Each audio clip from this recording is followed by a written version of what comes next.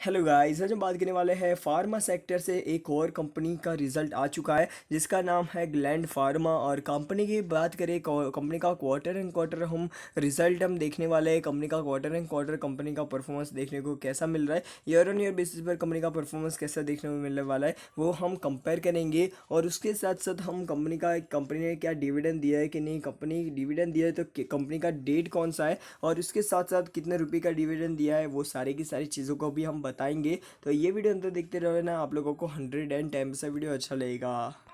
तो यहाँ पर से हम बात कर लेते हैं ग्लैंड फार्मा लिमिटेड के बारे में। कंपनी अभी नई नई लिस्टेड है, कंपनी 2020 में ही लिस्ट हुई है ये शेयर मार्केट के अंदर। और अभी हम बात करें तो इसके 17 तारीख का इसका रिजल्ट आया है। और नीचे की तरफ हम चलते हैं। सबसे पहले यहाँ पर से कोई भी प्रकार का यहाँ पर पहले पेज के अंदर डिविडेंड का अनाउंसमेंट नहीं देखने को मिल रहा है। और एनुअल जनरल मीटिंग और रिकॉर्ड डेट की यहाँ पर बात की जाए तो ये आप लोगों को तारीख बताई गई है। एनुअल जनरल मीटिंग की तारीख है अगस्त 10 अगस्त 2021। तो ये चीज़ आप लोग याद रखना, क्योंकि वहाँ पर भी एनुअल जनरल मीटिंग में भी कभी कभी होता है कि कोई बड़ी अनाउंसमेंट देखने को मिले। तो ये चीज़ याद रखना। क्या आप लोगों ने इस कंपनी में इन्वेस्ट करके रखा हुआ है तो क्या करना चाहिए वो आप लोगों को लास्ट में बताऊंगा। और क्या आप लोगों को बाई करना चाहिए इस करंट लेवल पर, वो भी आप लोगों को बताऊंगा। अभी हम बात कर लेते हैं ग्लैंड फार्मा के रिजल्ट के बारे में। ये रिजल्ट है कंसोलिडेटेड रिजल्ट है, सारी अमाउंट मिलियंस में है, क्वार्टर एंड क्वार्टर और ईयर ऑन ईयर बेसिस पर इसी रिजल्ट को हम कंपेयर करेंगे। तो सबसे पहले यहाँ पर आप लोगों को इनकम के बारे में बात कर लेता है। तो रेवेन्यू फ्रॉम ऑपरेशन और अदर इनकम मिलाकर कंपनी की टोटल इनकम बन जाती है इस क्वार्टर की 93,349.62 लैक्स की, सॉरी मिलियंस की इस कंपनी की इनकम देखने को मिल जाती है। सारी की सारी अमाउंट मिलियंस में, ठीक है। और यहाँ पर कंपनी का जो इम्प्रूवमेंट है year quarter and quarter basis पर, जो बहुत ज़्यादा अच्छी तरीके से देखने को मिल रहा है, बहुत ज़्यादा अच्छी तरीके से इसका रिजल्ट देखने को मिल रहा है इनकम के मामले में, ठीक है। और क्वार्टर एंड क्वार्टर तो आप लोगों को अच्छा देखने को मिल ही रहा है, और ईयर ऑन ईयर बेसिस पर भी कंपनी का रिजल्ट इंप्रूव होता हुआ देखने को मिल रहा है। तो ये एक सोने के ऊपर सुहागा आप लोग बोल सकते हो। अभी हम बात कर लेते हैं कंपनी का एक्सपेंस के बारे में। कंपनी का एक्सपेंस आप लोग देखोगे तो यहाँ पर सबसे ज़्यादा एक्सपेंस कंपनी का कॉस्ट ऑफ मटेरियल कंज्यूम्ड, इसमें से सबसे ज़्यादा एक्सपेंस हो जाता है। और सेकंड एक्सपेंस इसका एम्प्लॉय खर्चा में, मतलब एम्प्लॉय के जो खर्चे हैं उनको देने में ही यहाँ पर से खर्चा सबसे ज़्यादा हो जाता है। और अदर एक्सपेंस में भी इनका खर्चा ज़्यादा है। टोटल एक्सपेंस की बात कर लेते हैं इस क्वार्टर की। यहाँ पर आप लोगों को 5,860.90 मिलियंस का इस कंपनी का इस क्वार्टर का एक्सपेंस है। जो पिछले क्वार्टर में आप लोग कंपेयर करोगे पिछले क्वार्टर से, तो आप लोगों को बहुत कम देखने को मिल रहा है। जो आप लोगों को ऑलमोस्ट 500 मिलियन से कम देखने को मिल रहा है, जो बहुत ज़्यादा अच्छी बात है। और यहाँ पर हम बात करें पिछले साल सेम क्वार्टर से हम कंपेयर करें एक्सपेंस को, तो भी आप लोगों को अच्छा खासा मतलब तो आप लोग देखोगे तो बहुत ज़्यादा बढ़ता हुआ देखने को मिल रहा है। क्योंकि पिछले साल सेम मतलब पिछले साल से इस साल को कंपेयर कर लेते हैं तो यहाँ पर भी एक्सपेंस बढ़ोतरी देखने को मिल रही है, जो एक अच्छी बात नहीं है। पर यहाँ पर हम बात कर लेते हैं नेट प्रॉफिट के बारे में। कंपनी का जो नेट प्रॉफिट है वो कैसा रहा है, तो कंपनी का नेट प्रॉफिट सारा जो टैक्स बैक्स है वो सारी चीज़ों को काट कूट कर यहाँ पर से कंपनी का नेट प्रॉफिट 2604.09 मिलियंस का इस कंपनी का इस क्वार्टर का नेट प्रॉफिट देखने को मिल रहा है।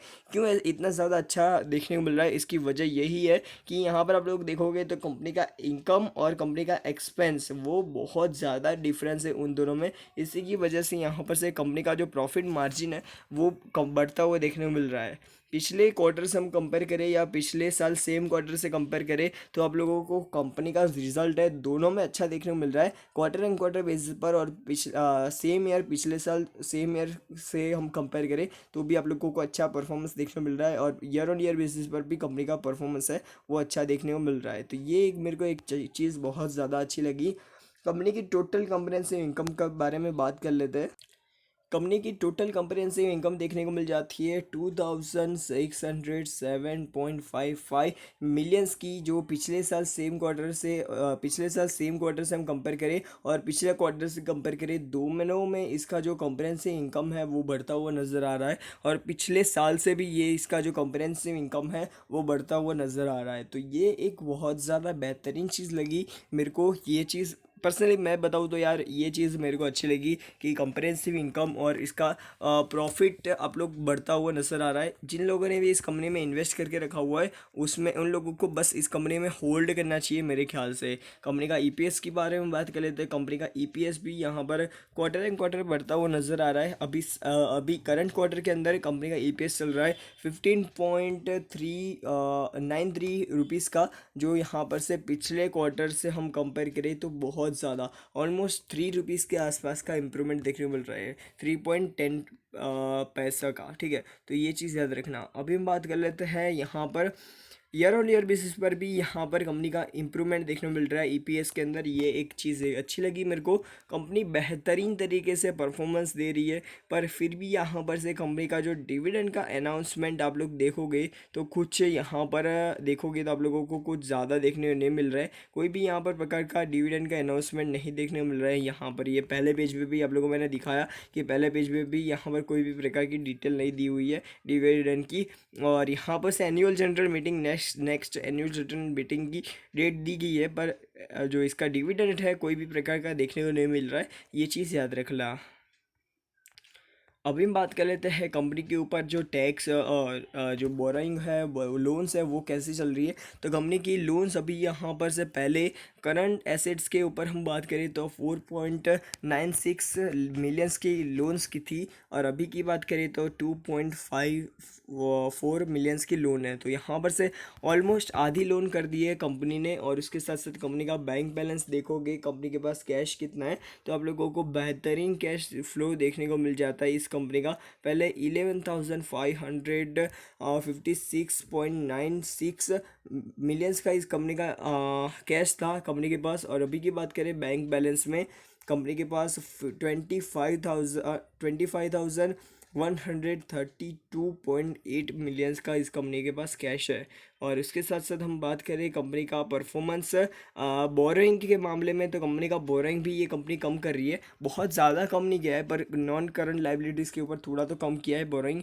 और यहाँ पर करंट लाइबिलिटीज़ के ऊपर कोई भी प्रकार का बोरोइंग देखने को नहीं मिल रहा है। और कंपनी की प्रोविज़न की बात कर लेते हैं तो कंपनी का प्रोविज़न देखने को मिल रहा है, वो आप लोग देख सकते हो यहाँ पर कंपनी का प्रोविज़न भी इम्प्रूवमेंट देखने को मिल रहा है। तो ये ओवरऑल कंपनी का जो रिज़ल्ट है बहुत ज़्यादा बेहतरीन देखने को मिल रहा है, बहुत ज़्यादा अच्छा देखने को मिल रहा है। अभी कल के दिन इसका कैसा परफॉर्मेंस हो सकता है चार्ट पैटर्न के अंदर, उसके बारे में बात कर लेते हैं।